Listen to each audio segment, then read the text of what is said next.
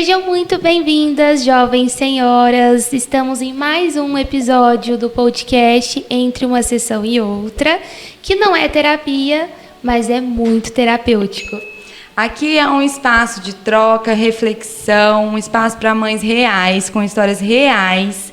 Eu sou a Fabiola de Gasperin, sou psicóloga, mãe, sou esposa também. E esse lugar é um sonho pra gente, né, Ana? Sim, com certeza. Um sonho realizado, manifestado. A ideia é que a gente reflita muito para ajudar outras mães, né, a também alcançarem uma maternidade mais tranquila. Mais leve, menos caótica. Porque esse caos, geralmente, que a gente vê externo é muito mais interno, né? E a gente está aqui para olhar isso. Bom, nós estamos aqui na Borboleta Franca. É um espaço que nos acolheu muito, né, Fá? E esse espaço é um quintal de brincar. Você pode trazer suas crianças aqui, você pode trabalhar aqui, você pode deixar suas crianças em segurança, com as monitoras. Mas, assim, um ponto muito forte que a gente queria falar hoje, vou deixar você falar porque você já contratou esse serviço. Gente, eu fiz a festa da minha filha de 2 anos aqui.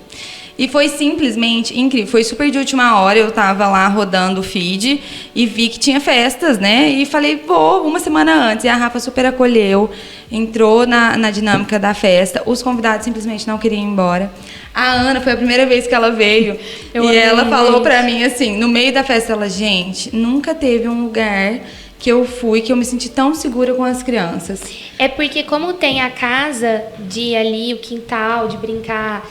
E a parte de brinquedos aqui fechado, você tem um 360, são muitos monitores, né, assim, que te deixam segura. E eu não sei, a energia, é um lugar tranquilo, é um lugar, assim, que te traz uma comida? Paz. Nossa, sensacional. Deliciosa. A gente ficou, assim, tanto encantado do café com o quanto espaço. do buffet, né? Isso. Vale muito a pena, assim, contratar, porque eu acho que é uma festa em que as crianças aproveitam muito mais do que, às vezes, quando a gente faz aquele festão, mas é mais pro adulto, sabe?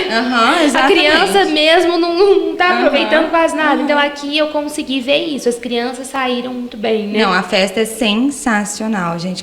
Não tem nada que eu possa falar que foi ruim. Pelo contrário, foi muito bom mesmo. Vale super a pena aqui no Borboleta.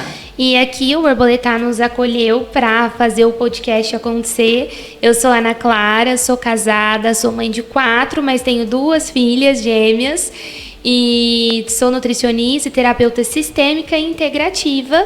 E estou aqui dividindo a mesa hoje com a minha amiga, a Fá, que vocês já conhecem, mas com uma convidada muito especial, né, Fá? Tô muito feliz de recebê-la. Muito especial. E eu queria falar um pouquinho sobre essa convidada.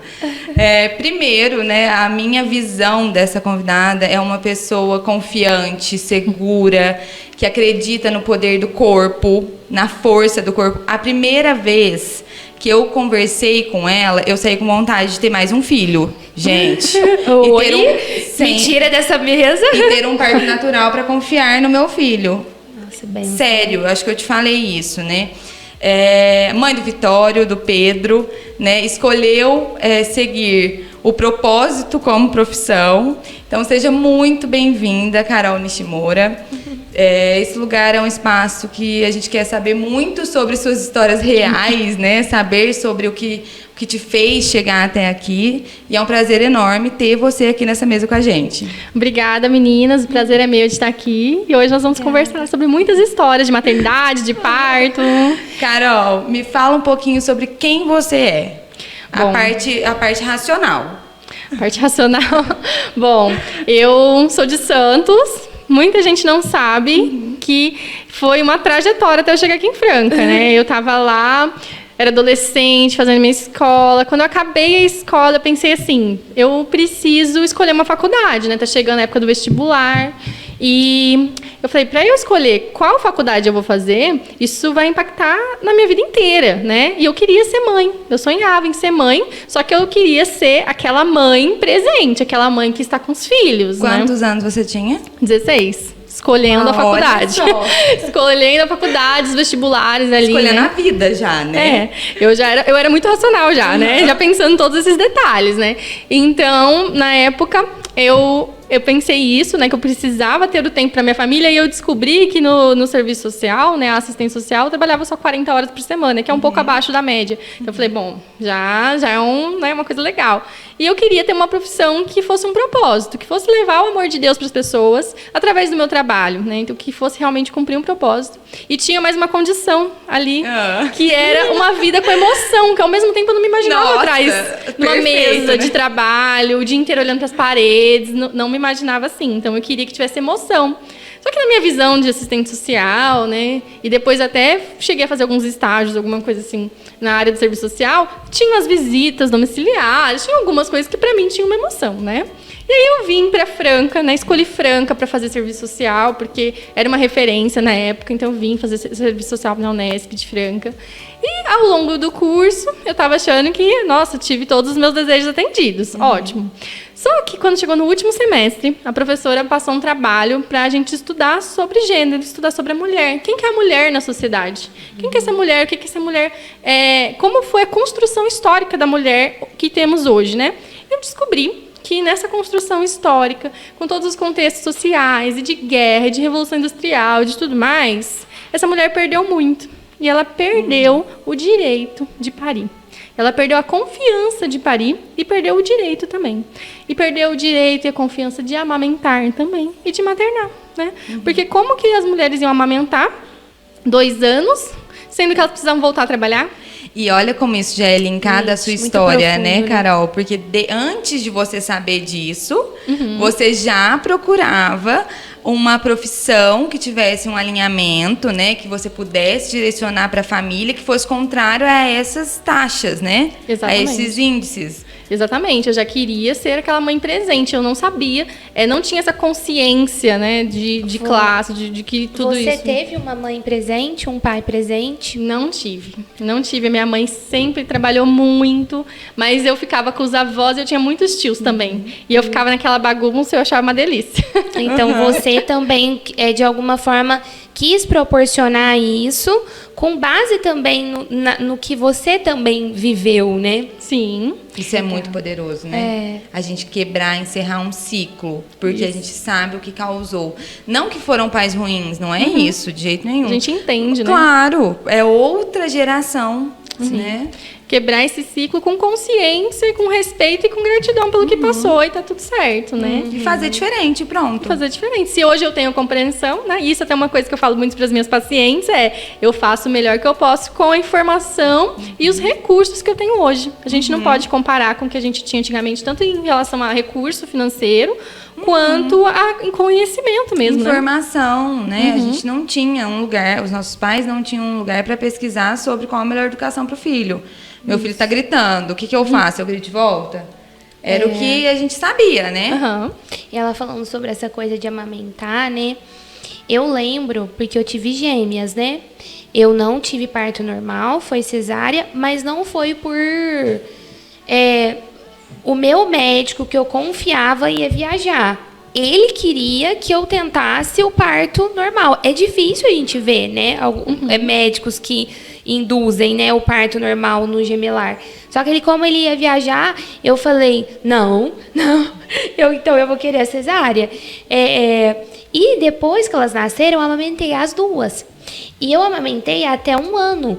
As 2. E é tão engraçado isso que você comentou, que às vezes as pessoas, outras mulheres, outras mães, mas, nossa, mas você vai amamentar até quando?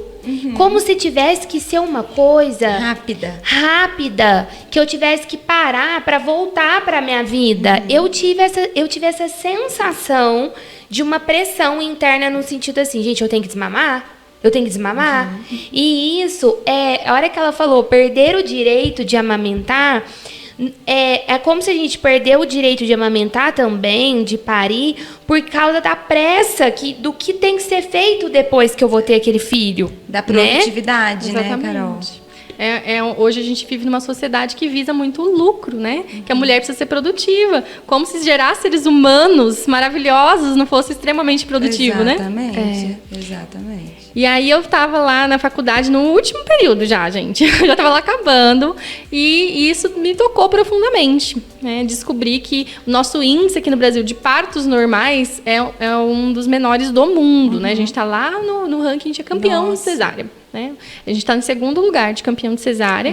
E as mulheres do Brasil amamentam uma média de 54 dias, quando o recomendado é 2 anos. Então, nossa! A OMS recomenda 2 anos e aqui então a gente está... Que informação forte, né? 54 dias para 2 anos. Exatamente, né? Então aqui no Brasil a gente está vivendo um caos nessa parte de maternidade, né? Porque isso impacta na maternidade. E assim, Claro. gente, eu sei que estamos ao vivo, podcast, mas assim, virou um comércio, né? Com certeza. Ah, cesárea, tudo isso é um procedimento. Sim, infelizmente. Você sabe que tem virou um comércio. Uma pessoa próxima a mim, que quando ela teve a filha dela, eu fui junto na pediatra, e aí eu sempre também, por esse olhar, né, de amamentar e tudo mais, e aí a gente saiu, a gente foi entrar no consultório, saiu uma mulher com aquela pastinha, porque ela era representante do leite.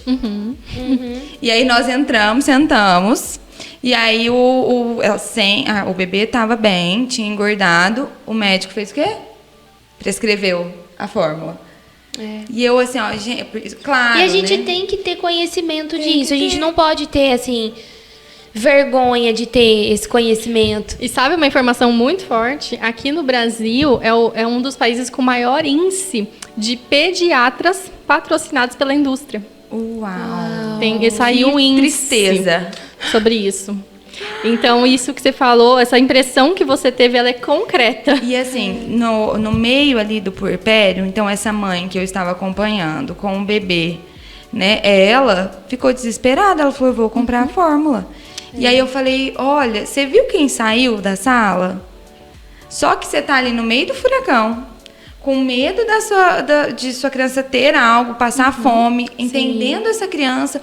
Não é aí fácil. você escuta uma referência, Que é falar pra autoridade. você, uma autoridade, falar pra você, não, você precisa dar fórmula. O que Fabíola, você vai fazer? E sabe uma coisa assim que eu noto nas minhas pacientes? Elas têm muita dificuldade de assumir a responsabilidade. Nossa. Então, se o pediatra falou que é aquilo, elas não vão assumir a responsabilidade de tomar uma decisão diferente, de buscar uma segunda opinião, né?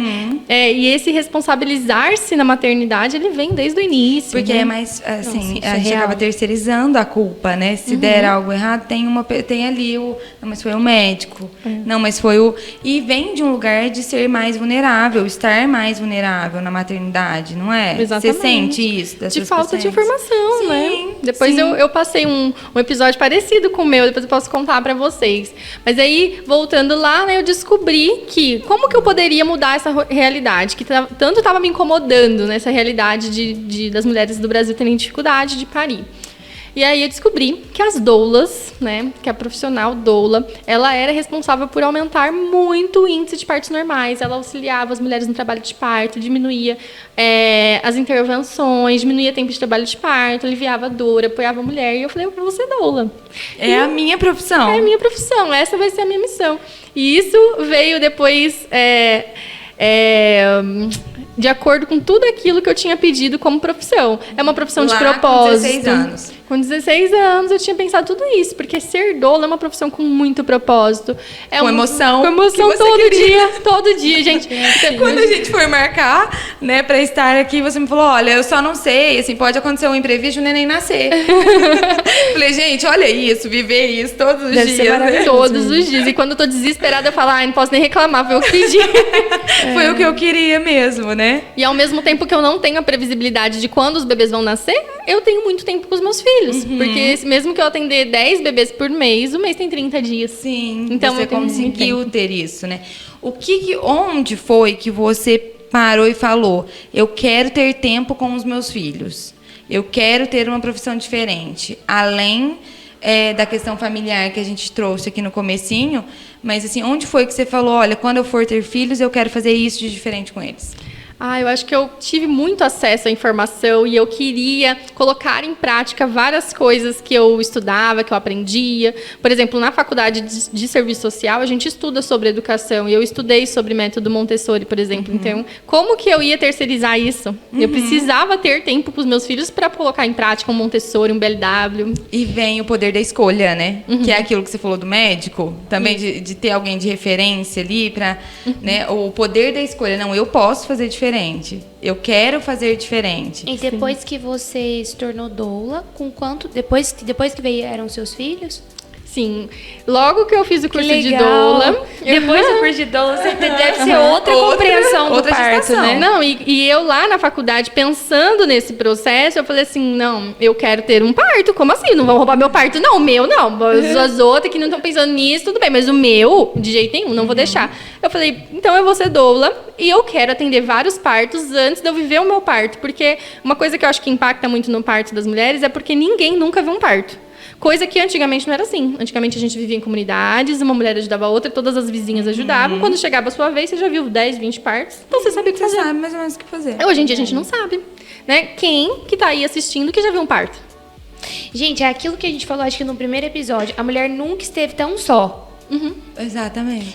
A coisa modernizou, mas a gente tá muito sozinha, com um monte de informação, às vezes. E assim, né? um monte de informação, nem sempre assertivas. Exato. Né? Porque pode ter viés comercial, exatamente. Pode ter vários vieses, né? Essas informações. Exatamente.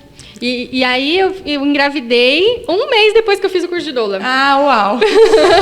eu fui doula ali, né? Quase um ano, mais ou menos, antes de eu ter o meu filho. E foi ótimo o parto. Que legal. Deve ser uma outra percepção do parto. Com certeza. Você tem 2? Tenho 2. Quantos anos? O Vitório tem 7 e o Pedro tem 6. Que legal. Perto. 1 ano e 10 diferentes. Nossa. Quase gêmeos. Quase gêmeos. Quase E se você gêmeos. olha eles pertinho, então...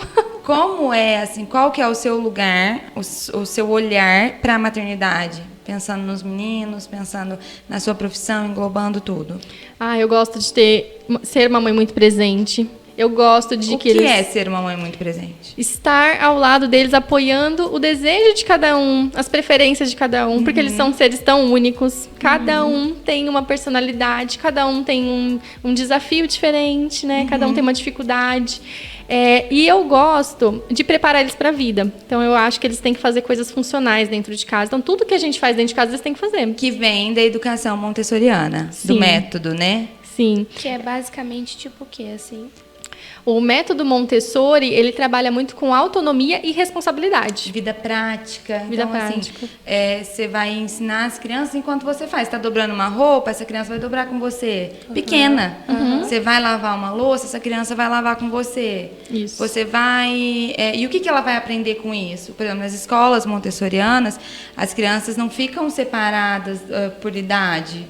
É até 3 anos uma sala, de 3 a 6 em outra sala. Por quê? A ideia é que os menores vão aprender com os maiores vão aprender a cuidar dos menores. Eles limpam a plantinha, eles lavam a própria roupa que sujou, eles trocam o sapatinho. Isso. Né? E a autonomia, ela traz responsabilidade. Vou te dar um exemplo da cama Montessori, que é muito famosa, que é aquela caminha no chão, né?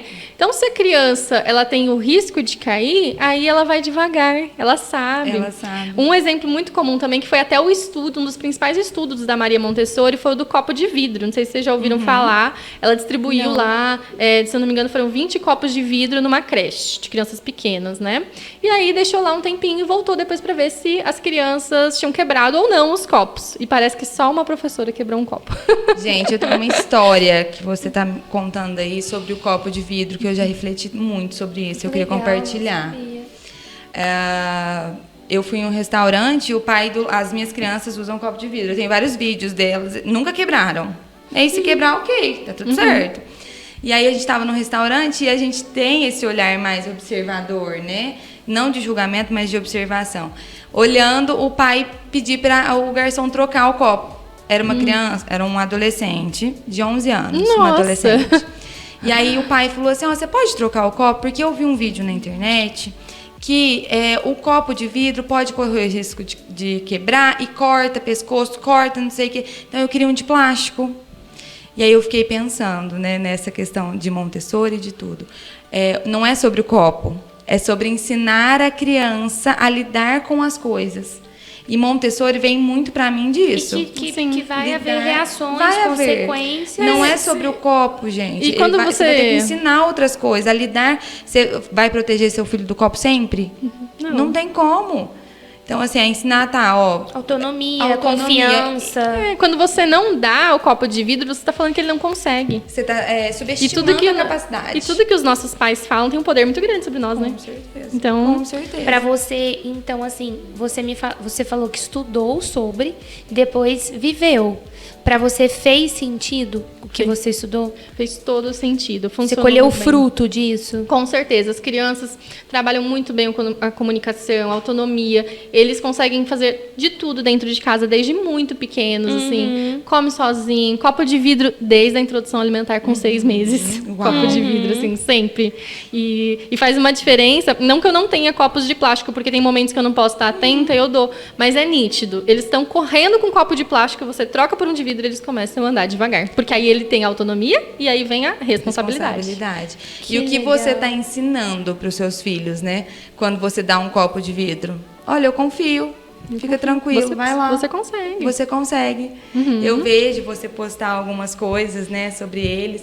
E para mim, vem muito esse lugar, assim, esse lugar de confiança. Você já tem esse lugar de confiança, porque você confia no corpo, no seu trabalho, no potencial, no poder, e aí você faz isso com os seus filhos, né? Qual que você acha que é o maior ganho para você? Porque para eles, autonomia e responsabilidade, a gente pode nomear vários. E para você? Eu estou me tornando inútil, né? A cada dia que passa. Que delícia!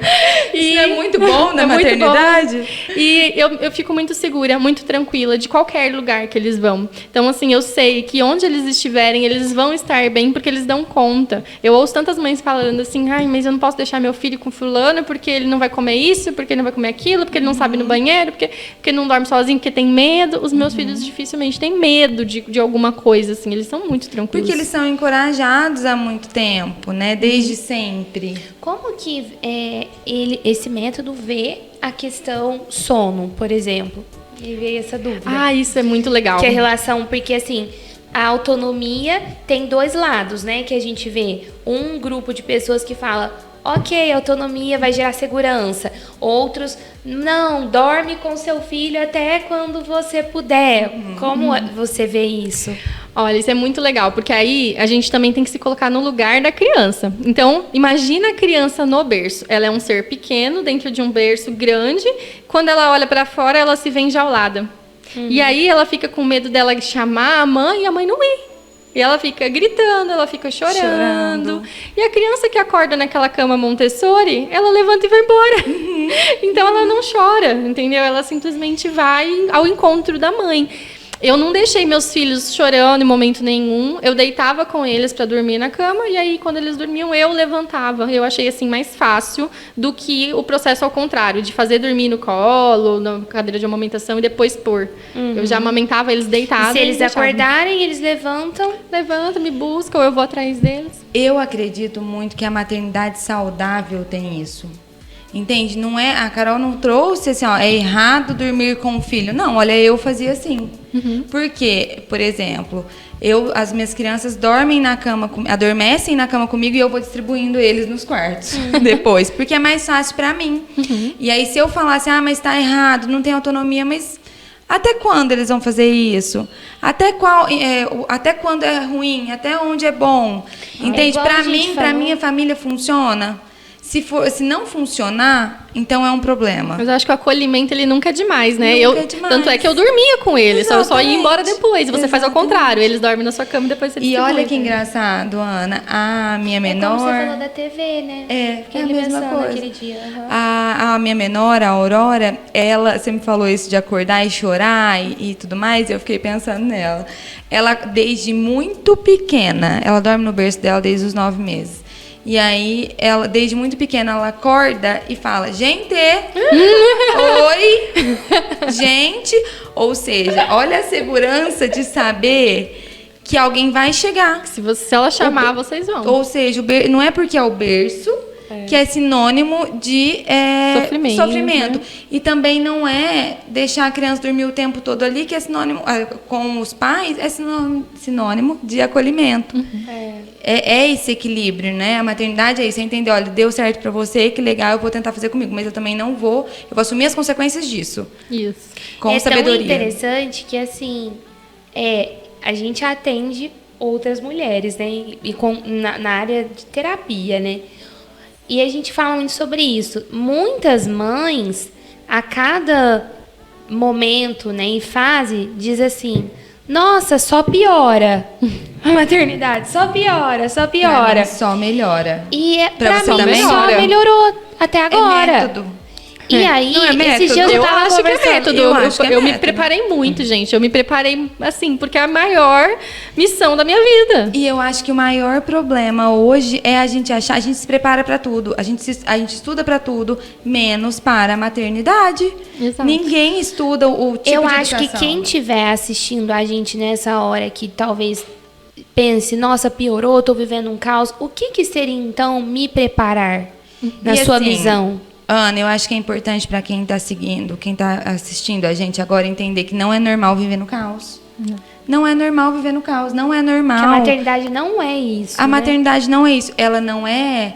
Ela não é leve. Ela não é leve o tempo todo. Se tiver leve demais, eu acho que tá fazendo errado. Tá permitindo demais? Tá talvez. permitindo demais Mas na assim, TV. não é caos o tempo todo. Gente, não é normal você ter mais dias ruins do que você ter dias bons. Não, então se isso tá acontecendo, procure ajuda. E a criança, ela é reflexo também das nossas feridas emocionais. Ela vai transbordar essa dinâmica familiar também. A nossa relação com o nosso marido. Se às vezes a gente está vivendo problemas conjugais, a criança pode expressar isso de alguma forma. Mas o que para você, Carol, é se preparar? Eu estudei muito, li livros, vi vídeos, filmes.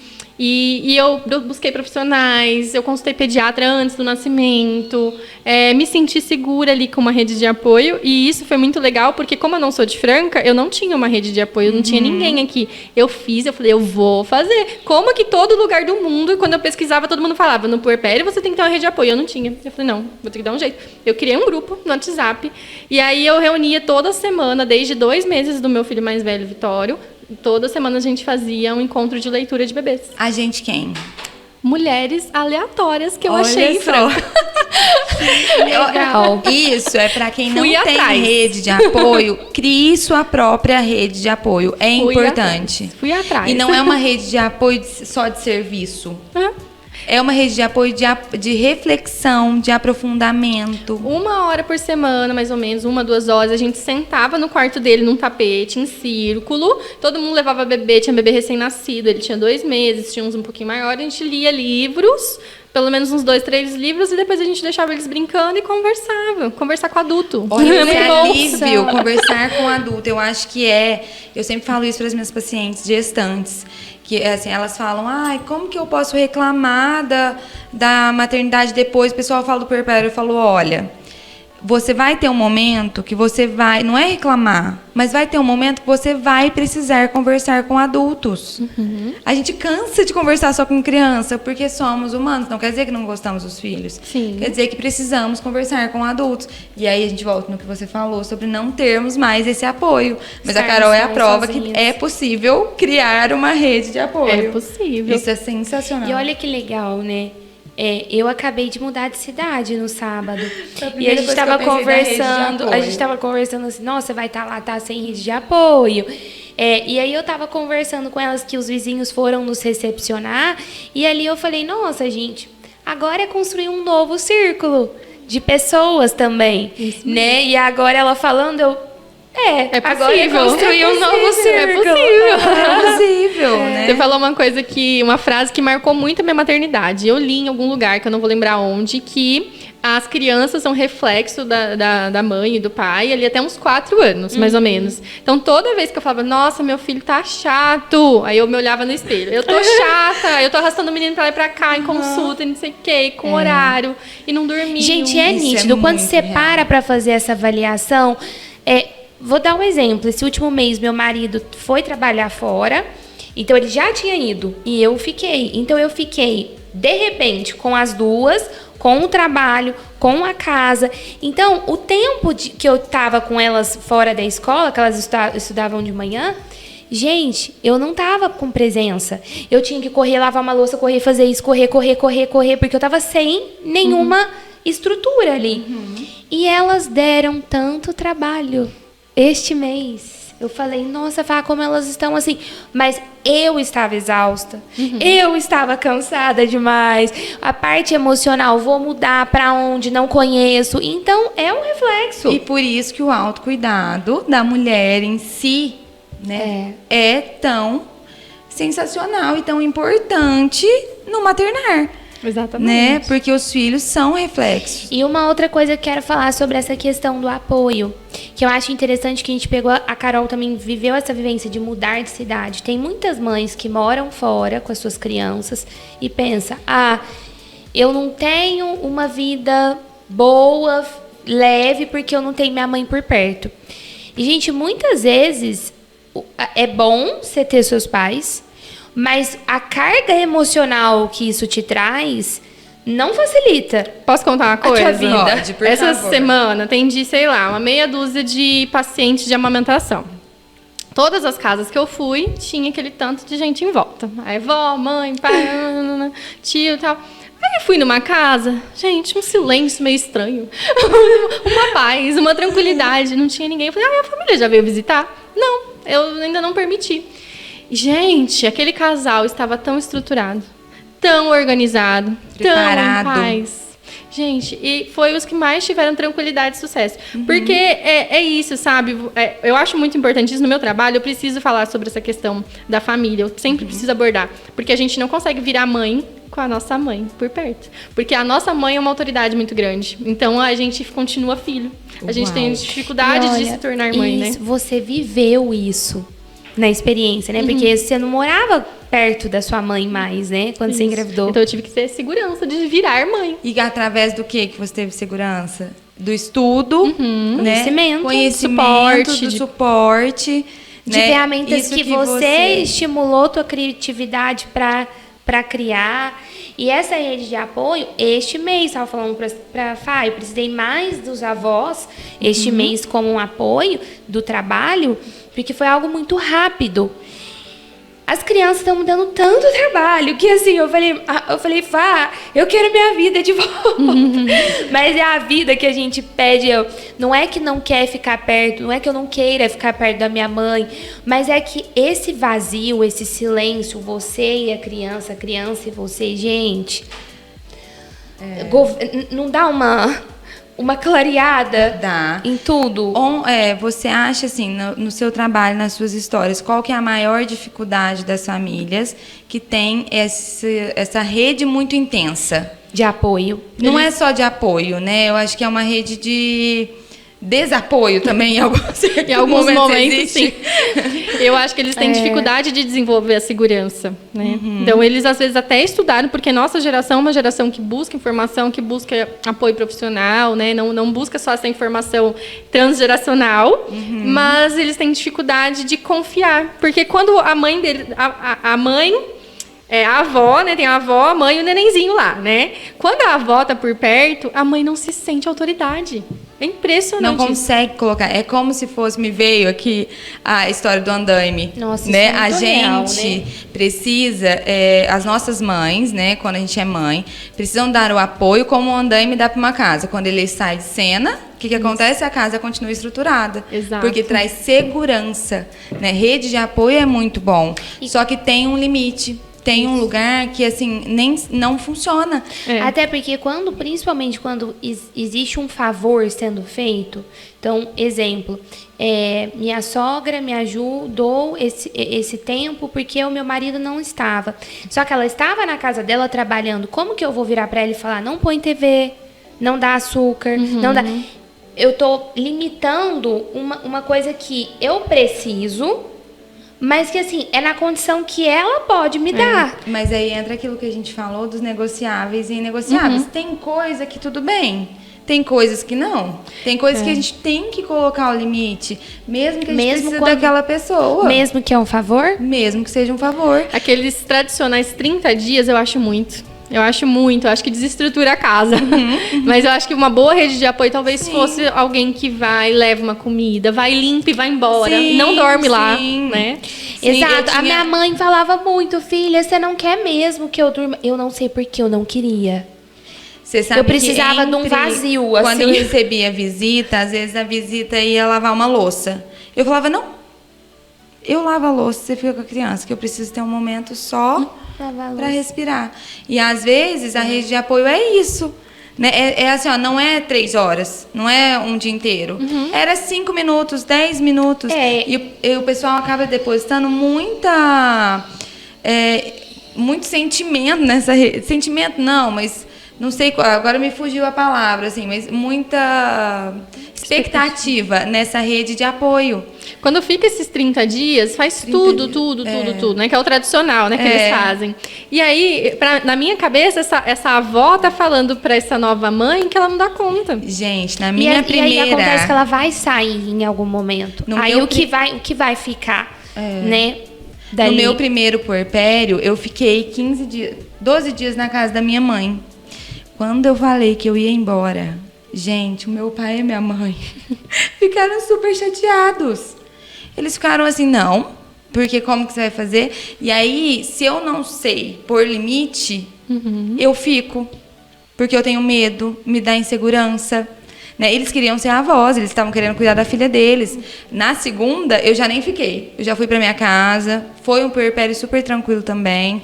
Mas, assim, é saber pontuar. O que é negociável para mim? Exato. E saber falar também. Eu dou uma dica para as minhas pacientes, é o seguinte. Já dá a listinha de tarefas. O que você gostaria, porque ninguém é obrigado a adivinhar também. Sim. O que você gostaria de ser ajudada. E a avó vai ficar na maior felicidade de fazer seja lá o que for que você colocar. Seja lavar, passar, fazer comida. Elas vão ficar felizes se você der alguma tarefa, seja ela qual for. Eu precisei ter... a minha avó veio me ajudar na época, porque... Do primeiro? Dos dois. Porque o que aconteceu? Eu morando aqui, eu não tinha ninguém.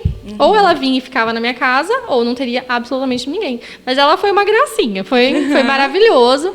E eu já tinha essa estrutura, então quando ela foi embora, eu consegui tocar. Você acha que foi maravilhoso porque você conseguia impor limites? Porque existe uma maneira, né? A gente pode colocar limites sem ser rude, sem machucar ninguém. Sim. Talvez você já tivesse isso...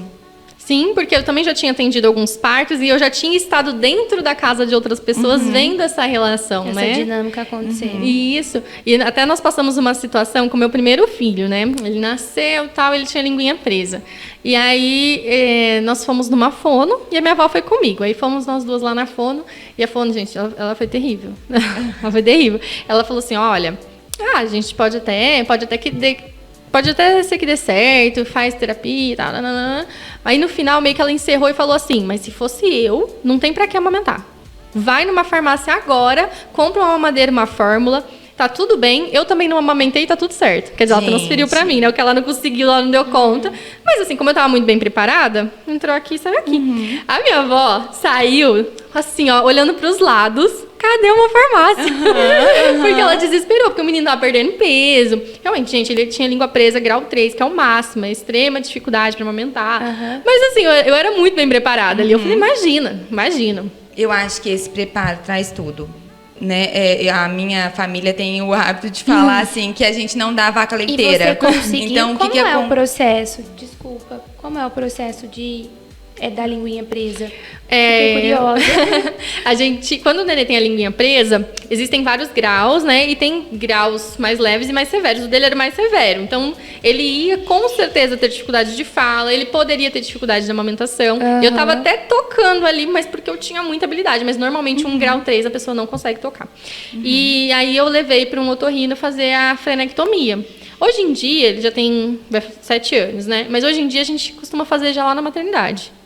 Então, quando nasce? Quando nasce. Olha que legal. Isso E diverge opiniões. Comum, né? É comum, é diverge genético. opiniões porque... É muito novo pra fazer. Só que ao mesmo tempo é mais fácil de fazer porque... Mas e aí, ficar sem mamar, tudo bem? Não, né? Entendeu? Com certeza. É muito novo pra passar por um procedimento cirúrgico, que é super simples, às vezes nem sangra, às vezes nem chora, porque é só essa pelinha, né, mesmo. Mas e aí, se ficar sem mamar, tá tudo ok? Porque é muito novo pro procedimento? Eu tava falando a questão da minha família. família, né, eles falam que a gente não dá vaca leiteira. Eles falavam na gestação do primeiro. E eu fiquei determinada a dar mamar. Falei, meu leite vai descer, vai descer, vai descer.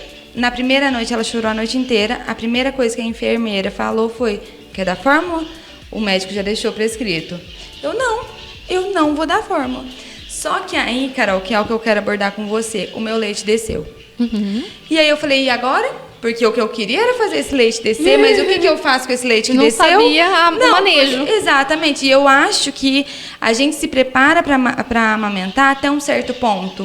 Só que tem um limite também. Por isso que ter uma boa profissional vai ajudar. Né? Eu lembro que naquele momento eu falei, tá, e aí? Tô com dor, tá com febre, tá terrível. Eu tava super machucada.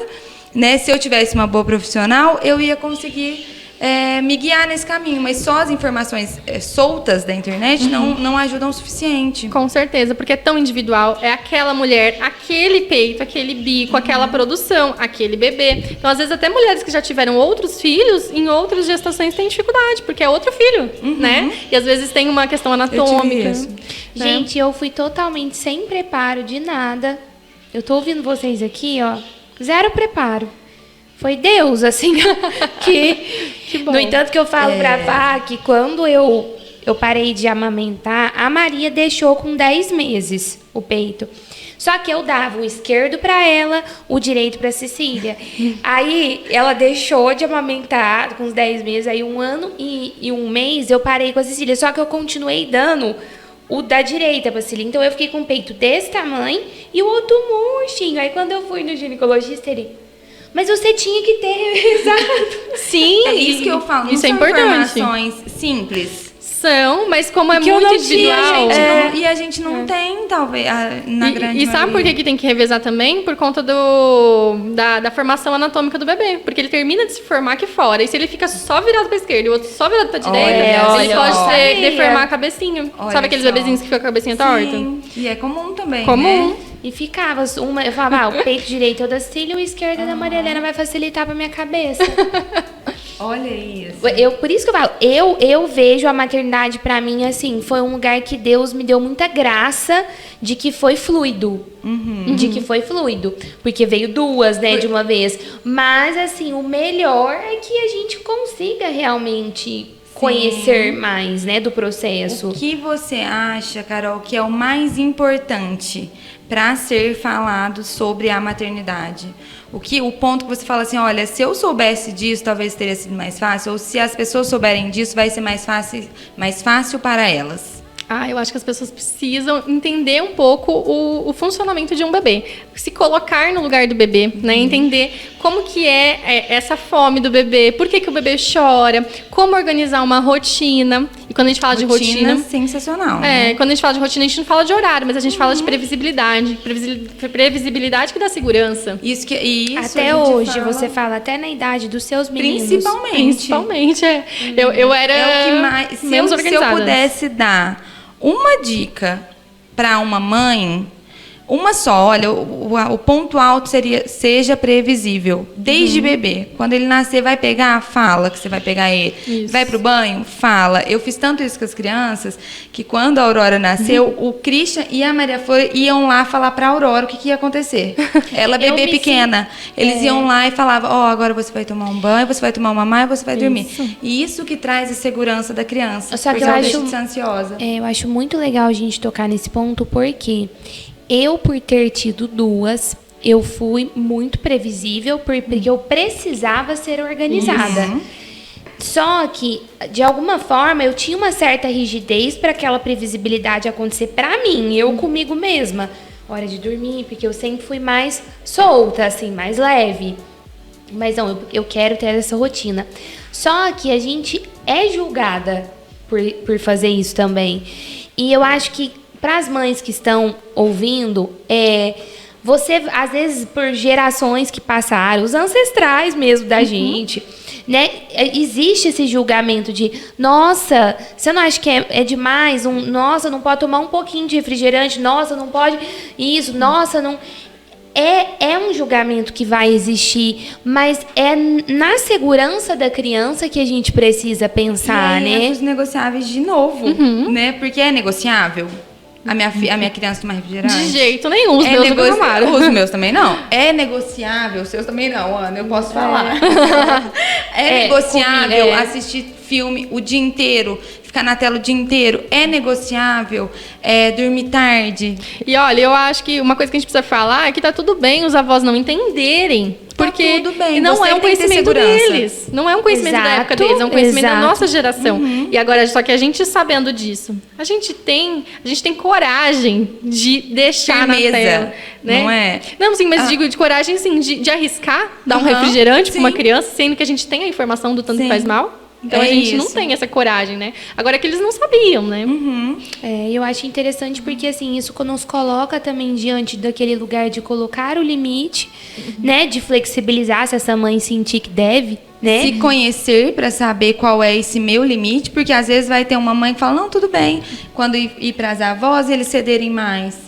Sim. Tá, tudo bem em alguma coisa, mas não tão bem em outra. Tem uma coisa lá na nossa rotina. Quando vai pra a avó sempre dá um Kinder Ovo. Mas depois da idade que poderia, né? Ela sempre dá um Kinder Ovo. Eu nunca comprei um Kinder Ovo na minha vida. Porque Kinder Ovo, na cabeça deles, só existe na casa da avó. Gente, eu nunca comprei. Minha menor, ela é tão rápida, assim, a gente vai quando a gente tá na casa da avó, vai viajar com todo mundo, minha mãe compra Nutella. A gente foi esses dias, ela acordou, a primeira coisa que ela falou, eu quero pão com Nutella. Não. Em casa eu nunca compro, ela nunca tem, ela come fruta sempre. Mas eles sabem também. Olha como isso é rico. Olha, eu sei que é uma exceção, eu sei que é aqui. Isso pra mim é negociável. Isso é legal. Não é negociável? Porque até traz aquele gostinho da casa da avó, né? Tem uma coisa que eu pratico com eles lá também, eu não compro sorvete, mas eu levo na sorveteria. Não é muito melhor eu viver a experiência de levar até a sorveteria, de sentarmos juntos ao redor da mesa e viver aquele momento? Ou seja, o sorvete é negociável, a experiência, a falta de experiência é inegociável pra você. É porque isso não pode virar muito rotina. rico. Se tá no seu freezer, é rotina, entendeu? Aí eles já perdem o limite, eles não têm. Eu sempre falo lá em casa, quando alguém não me entende nesses negociáveis, eu falo assim, gente, cérebro subdesenvolvido, subdesenvolvido, eles não entendem, eles não vão entender que é uma vez só. Você precisa dar esse limite. Reforçar. E vem o que a gente falou da educação também.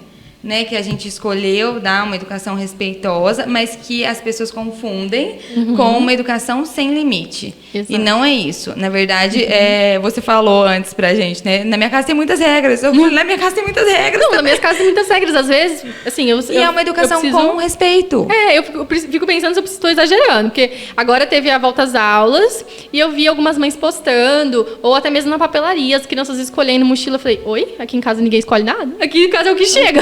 Pronto. E imagina eu vendo o estresse das mães lá com as crianças escolhendo. Escolheu o mais caro. Gente, lá em casa ninguém nunca escolheu. Aí não sei com quantos anos eu vou permitir que escolha. Mas você tem intenção e clareza sobre isso. Não é uma coisa assim, não vai escolher porque eu tenho controle. É uma intenção educativa, não é uma disputa de poder. Claro, É totalmente diferente de uma educação autoritária, que era o que a gente estava acostumado. Isso, mas aí tem toda a participação. Vamos dando exemplo do material escolar. Vai botar quem botou etiqueta em tudo? Sim. Eles. Quem checou a lista de materiais? Eles. Então, E isso é autonomia, que é o que a gente preza tanto. tanto. Como foi para você, assim, a escolha de uma escola tendo toda essa base, né, de conhecimento? Eu pesquisei muito, e aí quando eu estava grávida, eu já sabia a escola que eu queria pôr, uma creche e depois a escola, né? E eu quis segurar muito em casa, porque isso é intransferível. Esse conhecimento que eu tenho e toda a dedicação que uma mãe pode dar é intransferível, né? Então, até quantos anos eles ficaram em casa? O Vitório ficou até 4 anos, que é o limite da lei. A Maria Flor ficou até 3 anos e meio. E assim, eu achei que foi bom. Foi ótimo, nossa. Né? A Aurora já foi com 2. Mas, assim, também é bom, mas eu acho que isso... É o que deu, né? E assim, ó, eu acho que vai muito da percepção do filho. Então, assim, ó, a Maria Flor precisava muito desse acolhimento, desse colo, todas precisam, né? Mas ela precisava muito mais. A Aurora sempre foi muito mais despojada, muito mais segura. É igual os meus então, dois. ela tudo bem ir mais cedo para a escola, porque ela já tinha essa segurança. Se ela tá precisando vivenciar mais, que bom, ela vai vivenciar mais. E eu acho que o que fica hoje desse episódio é isso. É a gente saber ter segurança do que a gente escolhe, saber se conhecer para escolher isso com clareza e ter intenção no maternar. Com E no certeza. parto, como você ensina isso, né? Muito. Na amamentação. Quando a mulher ela consegue viver a experiência do parto, né? Quando ela tem consciência do corpo dela, ela começa a ver que ela tem os próprios limites, que ela tem o próprio poder também, e elas ganham uma confiança. Eu vejo mães saindo transformadas do parto. Elas se sentem muito mais seguras para amamentar, elas se sentem muito mais seguras para tomar outras decisões, para maternar, né? Então, o parto, ele é muito transformador para a mulher. É muito legal elas sentirem, elas falam, "Oh, nossa, meu Força corpo dela, né? é capaz de fazer tudo isso, né? Ela fez aquilo sozinha." Então, eu falo muito isso para elas no parto, né? Elas ficam assim, transferindo, né? Alguém vai fazer isso para mim, alguém me dá uma anestesia, alguém me faz uma cesárea. Eu avisei que a gente ia sair daqui querendo engravidar de novo só pra parir naturalmente os Então, nossos eu até filhos. queria Eu fazer avisei no uma começo. pergunta pra você, mas assim, pra mim é algo leve de se dizer, que às vezes eu sei que tem mulheres que assim não falam, não gostam muito de falar de perdas, né? Eu tive uma perda e eu vivi a expulsão natural. Gente, eu tive muita dor, como se fosse um parto, contração. E é, né? É, com certeza. É uma contração. É isso que no entanto, que aí o que eu fiz, né, nesse movimento de perder, eu não tive as meninas, o parto, o que eu acho que talvez poderia ser até mais rápido, né, se tivesse sido, né? Porque às vezes já conhece o caminho, tem a ver? tem isso, Sim, ou se não, você porque mesmo que foi uma perda, foi um parto. E o seu corpo, ele tem memória muscular. Ah. Então, você poderia ter mais porque rápido. eu fiquei algumas horas e eu tinha banheiro em casa e eu fiz o processo, eu pus sais, eu pus música, eu pus uma luzinha para me deixar relaxada para passar por aquilo, mesmo que era uma perda gestacional. Eu gosto muito de falar desse momento porque eu acho que a perda ela tem um impacto muito profundo emocional na mulher.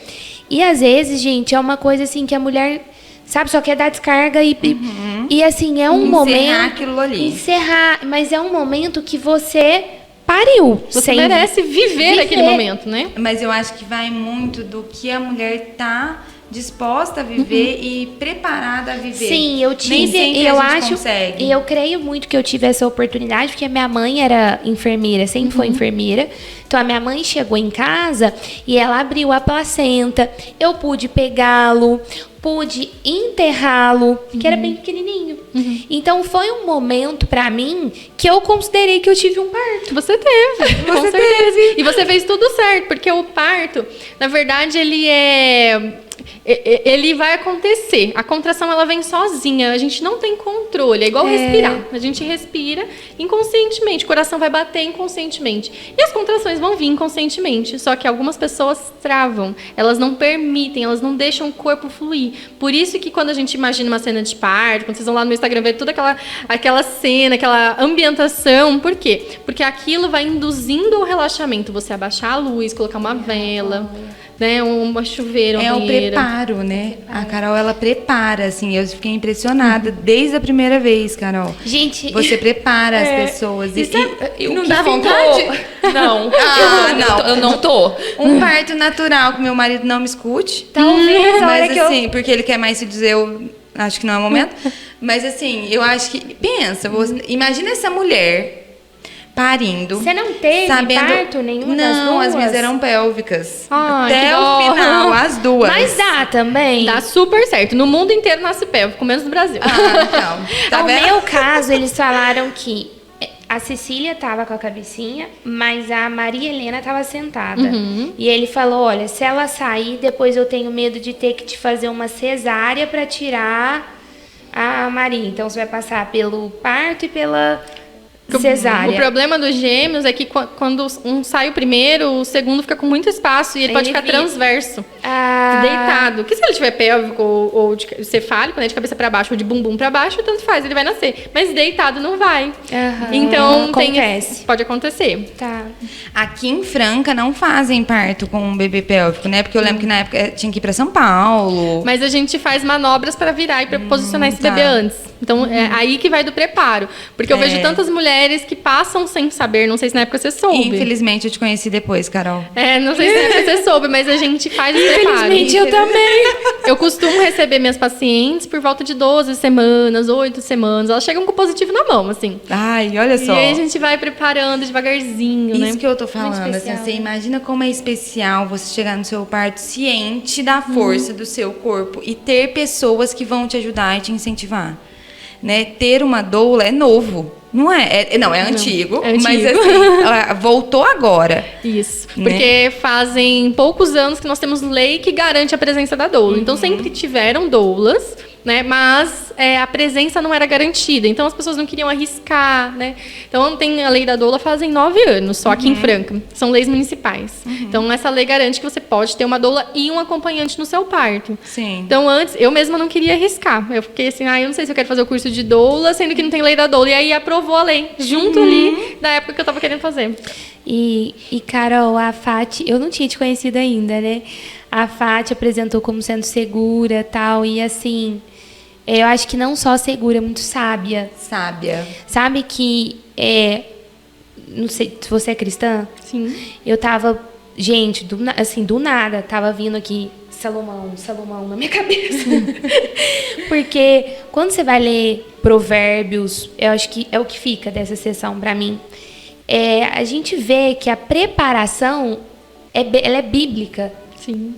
Para tudo. Processo, né? Para tudo, né? E quando a gente fala disso dentro da maternidade, dentro da intenção educativa, é algo assim novo, mas é algo muito necessário. Porque a gente, nesse processo, a gente também se torna uma melhor mãe, uma melhor mulher para nós. Isso vai transbordando nas relações, né? E parir é tão ancestral, né? Eu falo para elas assim, às vezes algumas mulheres parem no mesmo banquinho que eu parei. Eu falo, eu parei nesse banquinho e daqui a pouco vai ser sua vez, sabe? E eu tenho um rebozo, que é um tecido de origem mexicana que a gente usa para massagear, fazer manobras.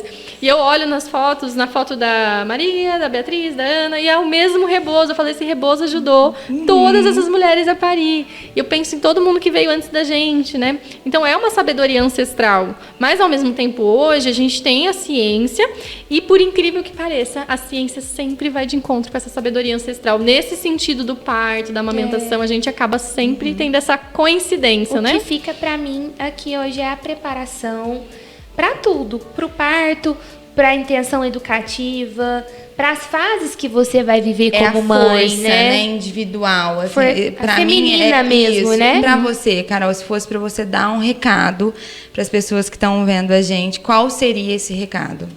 Para as mamães. Para as mães. Tenham uma rede de apoio. A Faja foi rede de apoio para mim. A gente passou um dia maravilhoso com as crianças. E eu acho isso foi fundamental na minha maternidade. Eu me programei para ter uma rede de apoio, para continuar vivendo e sendo a Carol, né? Então, isso foi fundamental para que eu não me perdesse na maternidade. E para que eu pudesse ser uma mãe melhor. Então, eles me veem como uma mulher. Eles me veem como uma companheira. Eles me veem como uma profissional. Eles entendem, né? Meus filhos entendem quando eu saio de casa que tem um propósito, que eu vou ajudar outra vida a vir ao mundo. Faz sentido. Aquilo faz sentido. Eles não ficam, minha mãe tá lá naquele trabalho chato. Não, e o que eles vão buscar, né? Infelizmente, a gente tem que finalizar, porque senão a gente poderia falar, muito sobre isso. Mas imagina assim, eles veem o trabalho como propósito. Olha o que eles estão, olha o que você está ensinando para eles. Eu sempre falo para eles buscarem algo que eles amem, sabe?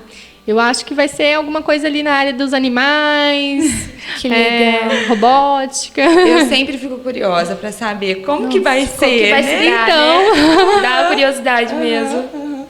Bom, então acho que o que fica é a preparação, né? Sim. A força feminina. A força feminina. O se preparar, né? E você aí de casa, já deixe seu like, comente aqui sabedoria ou força feminina, já deixa seu comentário, compartilha também, gente, esse vídeo com outras mulheres.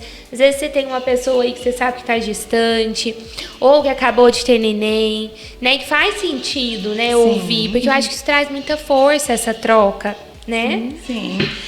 Compartilhar com outras pessoas é ajudar essa pessoa a refletir sobre isso também. Então, principalmente o que fica aqui, se você que está escutando a gente, que está vendo a gente aqui no YouTube, está passando pela gestação, está passando pelo puerpério, fica isso. Busque ajuda, busque informação, né? Que assim a gente tem certeza que a maternidade vai ser mais leve, mais intencional e com mais propósito. E vamos pedir para a produção deixar o Instagram da Carol também já, junto com os nossos, para vocês a gente acompanharem, né? Ou ter uma rede de apoio também, certeza, né? Na amamentação e no parto. Sim. E, Carol, muito obrigado. Eu que agradeço por ter vindo até aqui. Foi uma honra enorme. Foi mesmo, como papo sempre, muito gostoso.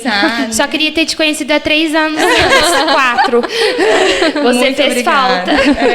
Muita.